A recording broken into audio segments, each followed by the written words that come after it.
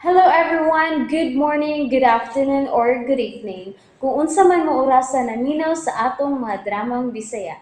Gusto lang nako magpasalamat sa inyong pagpadayong pagsuporta o pagpadayong paminaw sa atong mga dramang makahilak, makalingaw o makainlove, especially sa atong YouTube channel sa Radyo Drama Bisaya. And if wa pa mo nakasubscribe sa atong YouTube channel, subscribe na and hit the notification bell aron ma-notify mo sa mga bag-o natong uploads. And now, mapaminaw na ninyo ang maong sumpay sa atong drama. Eksorsista. Nakapahuay na si Sister Stephanie. Buotan magid-unta ni siya og matinud-an. Apan maglisod lang jud kog tugkad kung nganong interesado kay siya ni anang spiritual warfare. Ug kanin, unsa kay nagkatukbod niya sa pagbuhat sa ingon? Kung anong ingon sa giparok-parok niya ayang iyang giparok-parok sa bumbong sa opisina. Ay, may nalanggani kay plywood kadto og dili semento. Kay kung sementado pa, mabuak yun ang iyang Lord, tabangi in town si Sister Stephanie. Husto, akong sultihan ang Mother General ni ini aron sa ingon. Matagan og tabang si Sister Stephanie. Oh, kinuo ko! Si Roxanne Carol! Siya, panaway ka ba diya ka? Imo pang kipakang dunggan. Wanay noon ko makaparayo sa kapito yun. Shit, magkakot. Panaway. Mupahawaw na ko rin. Magdali ko. Mother! Mother! O saan na hitabo?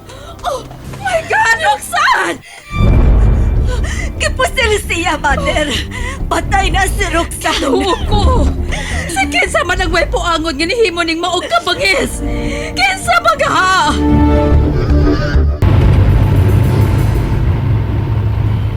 Ay, kasakit siya kong dunggan. Litsi!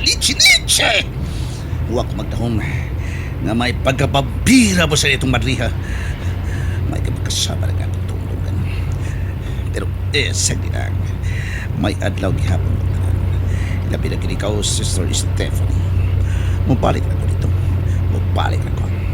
Huwag akong ipahamtang ka rin yung akong kasuko. Litsi! Ha! Mupahuway mo na ko karoon.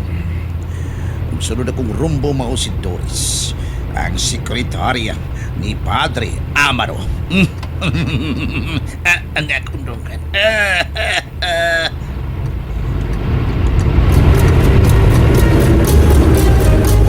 Aniya kita karon sa Mission House sa mga kamadrihan. Din gipusil patay ang batanong madre nga si Sister Roxanne. Hangtod karon, padayon nangita ang mga kapulisan sa motibo sa gihimong pagpatay. Hasta ang ilang Mother Superior, ingon man ang mga kaubanan ni ini, ang padayon nangita sa rason kung anong nahitabo ang mga krimen sud mismo sa ilang kumbento. Pagkaway kasayunon sa mga hinampak nga ni arang killer, nagpunay nagtanaw og TV. Sa dili mo kumato para sa San Agustin. Ako lang ihatod kining video coverage sa among RV Jordi Janes. Tanawang tao dili ka pa ma-depressed. Dr. Astana. Tanaw.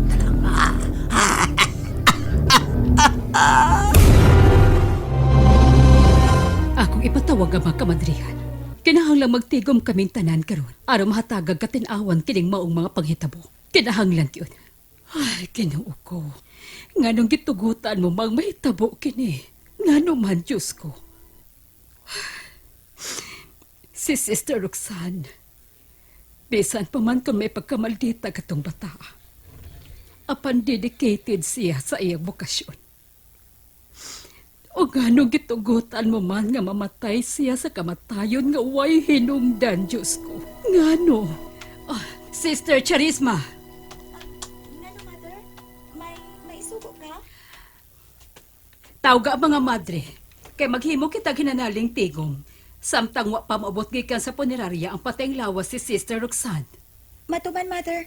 Ako din silang tawgon karon dayon. Mga igsuon kong mga madre, dili tiaw ang gibati kong kaguol karong panahona. Malisod og dili kasarangang paghitabo kining nahitabo karon sod sa atong kumbento. Usa sa ato igsuon nga madre nga si Sister Roxanne ang gipatay. Bisan pa man sa iyang kabatanon. Og dinhi pagyud sa atong kumbento. Sa inyong tanaw, mga sisters, unsa kay posibleng hinungdan ni adto? Basin adik ang nisod dinhi. Unya gusto nga mangawat. Apan kay why na da, mo ang gipatay niya si Sister Roxanne. Malisod ang pag-pinpoint sa suspitsado. Tungod kay wa gyud indication kung kinsa katong tawhana. Wa gyud. Ang mahimo nato nga tingali, magpaabot na lang kita sa mamahimo resulta sa paghimuong investigasyon sa atong mga kapulisan. For the meantime, atong andamon ang kapilya aron iniganhin na sa pateng lawas ato dayon kining mabutan. Mas maayo pa. Mother. Akong pahibawon karon dayon ang General Counsel kalabot ni ini.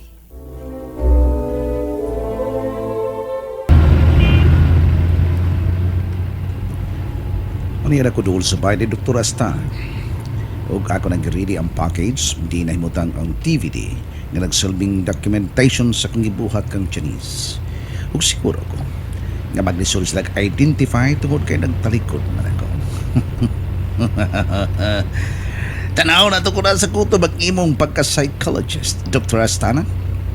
Mao na dinugdangan sa imong pagkapilapil sa kausa ni Padre Amaro o ni Sister Stephanie. Og humante mubalik ko na ako dito sa kumbento sa mga madre. Ug akong tanaw ng ilang coffee party. Avi Satari.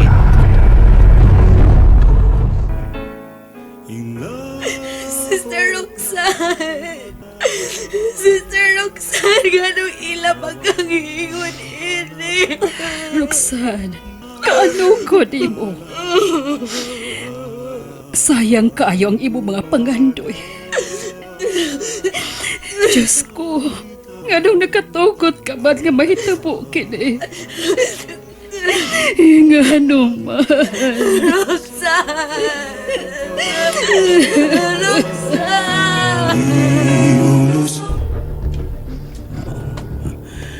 Niya na ko tungod sa ilang ganghaan. Tuloy ni mo ang comfort room. Nagminatay sa labihan ng mga madre. Oh, mga crying ladies. Kaluwi tao ni Roxanne. May you rest in peace. Angay na kanina. Nga no bitong imo gipakan kung dunggan ka kanina. Didi kay kanalangang inyong mayaguman gikan ka na ako. Yun. Ato ni madre nga napadong ning ako na ibotangan. Oh, batanon pa.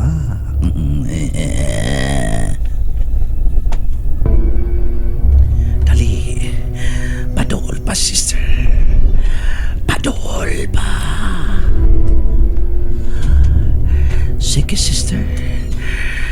Ako'y kapasali di mo nga rin kumanato ng atong pagkaymon. Magkatarong ka nagpangi.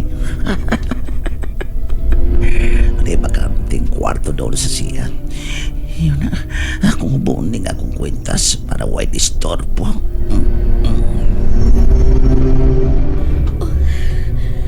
Kalain sa kong gibati.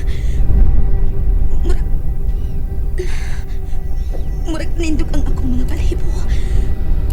Murag doon ay something creepy.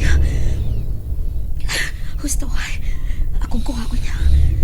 Kuptad akong daan kining cross of Saint Benedict. Ingon man ang gamay nga vial sa exorcised water. Kini ang gitudo ni Sister Stephanie. Lord, ayaw taon itukot nga madaog ko sa panuway kung nanaaman sila karon. O panalipti ko sa kanunay. San Miguel Arcangel, itambog sa impyerno si Satanas. Magawas na ko. Gawas na tingali nga maong madre. LR. LR? As in lamira.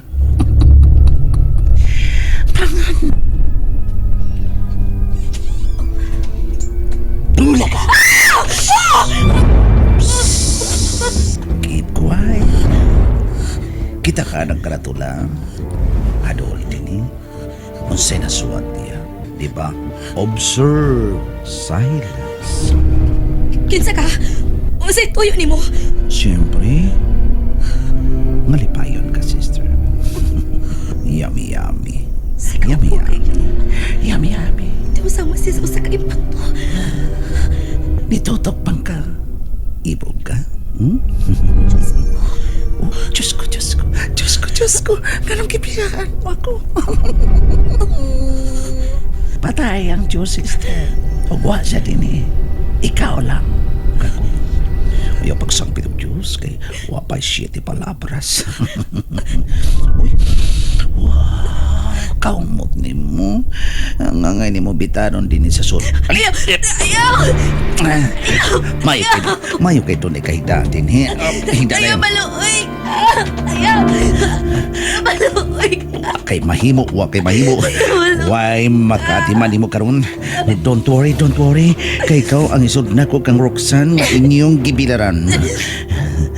Ikaw ang nipatay kang Sister Roxanne! Giingon mo. Usa, hubo ka. Kining imong habito, hubo. Ayaw maluoy ka! Hubo. Ayaw! Hubo.